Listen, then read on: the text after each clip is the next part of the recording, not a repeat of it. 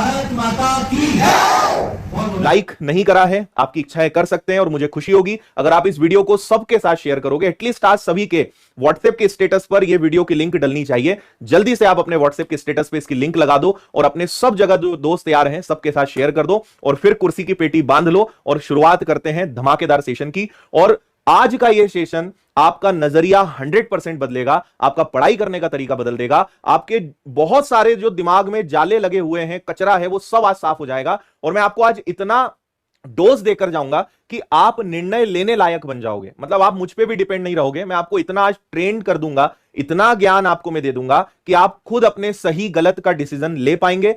कैसे हम सफल हो सकते हैं, जो बहुत सारी सरकारी नौकरी निकालते हैं या बहुत सारे सिलेक्शंस लेते हैं वो भी आपके जैसे ही होते हैं, लेकिन आप में और उनमें क्या अंतर होता है, कौन सी ऐसी आदतें हैं जो एक आम विद्यार्थी से एक सफल अधिकारी, एक ऑफिसर उन्हें बना देता है। उन चीजों पे हम बात करेंगे, मजा आएगा, सारी चीजों पे चर्चा करते हैं। तो चलिए करते हैं शुरुआत। मैं बस एक निवेदन आपसे फिर करूंगा, कोशिश करिएगा फुल स्क्रीन पे पढ़ें, क्योंकि मेरे पास बोलने को ही इतनी चीजें हैं कि आपको पूछने की जरूरत ही नहीं पड़ेगी। और आपको पता ही है सिस्टम कि आपके दिमाग में जो होता है वो हमें पहले ही पता होता है, तो सब चीजों के जवाब मैं आपको दूंगा। फुल स्क्रीन पे करिए, जहां पे मैं आपसे बोलूंगा या कुछ पूछूंगा कि कमेंट करके बताइए, वहां पे आप मुझे चीजें बताइएगा। अदरवाइज मस्त मजे से जो है आप ध्यान दीजिए बस आज की बातों पे। शुरुआत करते हैं आज का जो हमारा पूरा सेशन जिस चीज के इर्द गिर्द है। एक बहुत अच्छी लाइन के साथ मैं आज का सेशन शुरू करूंगा, ठीक है। मनुष्य के दिमाग में दो घोड़े दौड़ते हैं, ठीक है, एक नेगेटिव और दूसरा पॉजिटिव। जिसको ज्यादा खुराक दी जाएगी वही जीतेगा, है ना। हम सबके जीवन में ये मतलब जितनी भी चीजें हैं, जितनी भी बड़े बड़े अच्छे मोटिवेशनल वाक्य हैं, मुझे ये उसका एक निचोड़ लगता है। हमारे जीवन में हमारे एक दिन में लाखों की संख्या में विचार आते हैं, कुछ पॉजिटिव होते हैं, कुछ नेगेटिव होते हैं, कुछ न्यूट्रल होते हैं, लेकिन अंत में जीत उसी की होती है जिसको हम ज्यादा खुराक देते हैं। अब चाहे वो खुराक हम दे रहे हो, हमारे घर वाले दे रहे हो, हमारा समाज दे रहा हो, हमारे आस पड़ोस के लोग दे रहे हो, चाहे कोई भी वो खुराक दे रहा हो, लेकिन भैया दिमाग पे असर तो पड़ता है ना। स्वामी विवेकानंद ने एक बहुत महान वाक्य अपने जीवन में देकर गए हैं। मात्र 39 ईयर्स की एज, केवल अपने जीवन के उन्होंने 39 ईयर्स बिताए हैं। आपको भी पता होगा बहुत कम जीवन के पड़ाव में उन्होंने ऐसा कुछ करके गए कि आज भी हम उनको याद रखते हैं और आज भी उनके हम उदाहरण देते हैं। एक बहुत शानदार वाक्य उन्होंने कहा था कि जैसा आप सोचते हैं वैसा आप बनते हैं।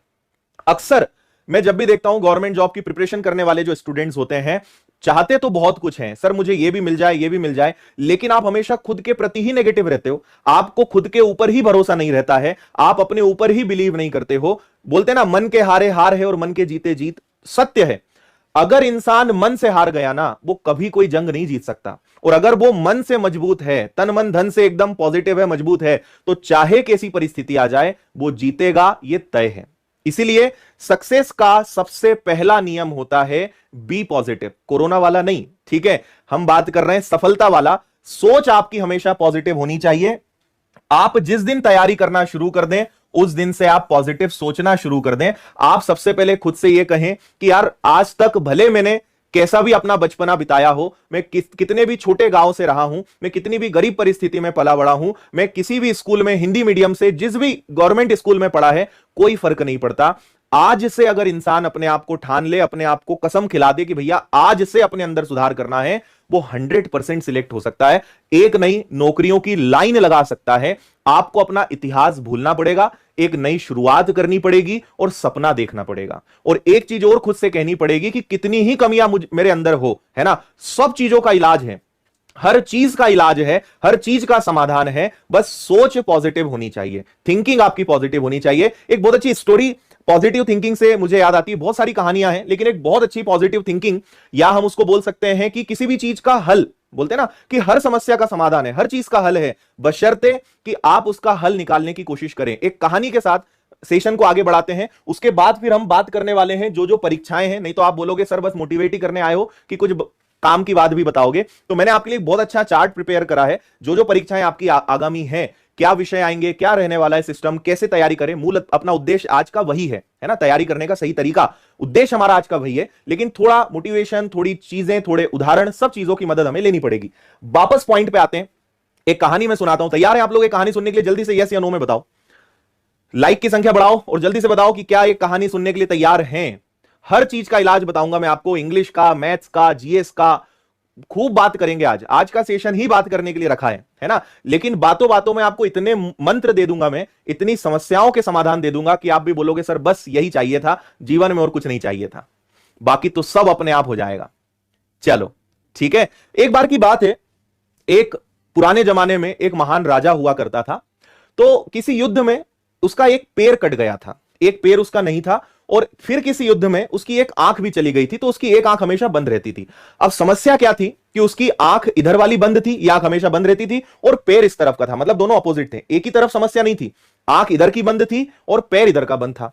अब उस राजा के महल में एक प्रथा थी कि हर राजा की एक बहुत सुंदर सी तस्वीर लगाई जाती थी, है ना। तो एक दिन वो वहां से गुजर रहा था, तो उसने देखा कि हमारे जो पूर्वज हैं, लाइन से 30-40 फोटोज लगी हुई थी, जो पुराने पूर्वज, दादा परदादा, जो महान शासक उसके वंशज रहे थे। तो देखते जा रहा था, सबकी फोटो बहुत अच्छी लग रही थी, सब अपने आप में बहुत शूरवीर, बहुत बड़े योद्धा, सबकी फोटो देखते देखते आगे गया।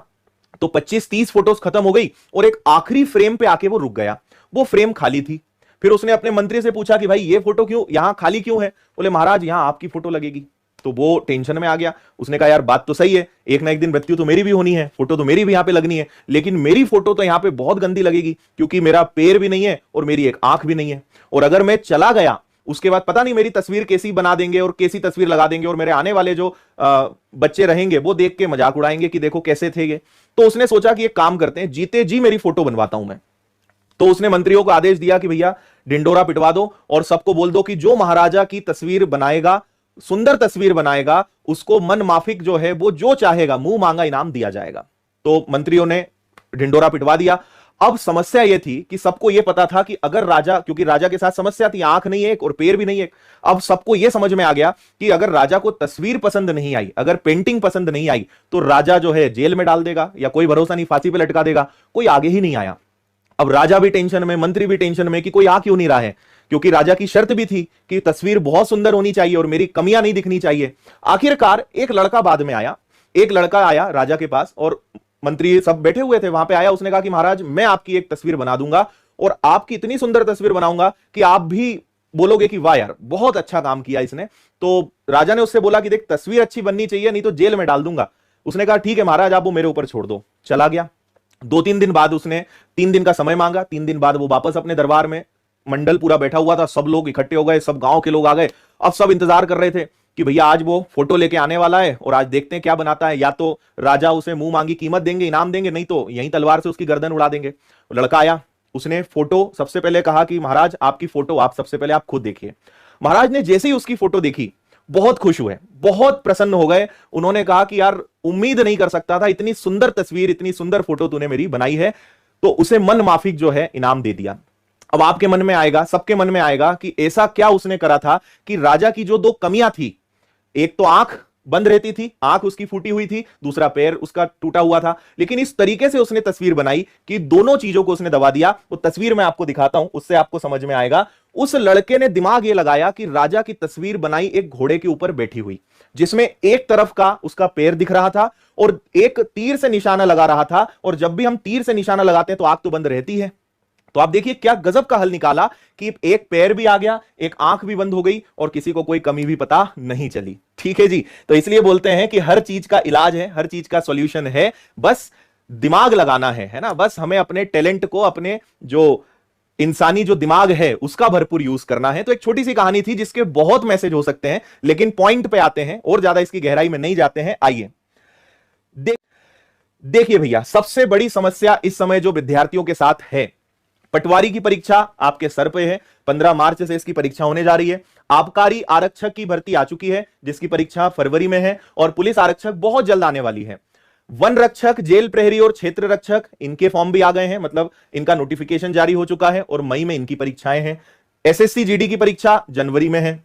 जिला सहकारी बैंक की तारीख तय नहीं हुई है, लेकिन इसकी परीक्षा भी जल्द होने वाली है 2-3 महीने में। और एक सब इंस्पेक्टर जिसके बारे में अभी कोई ज्यादा हवा नहीं है ना। अब सबसे ज्यादा अगर आप ध्यान देंगे पटवारी पे, तो हम सबसे पहले पटवारी की बात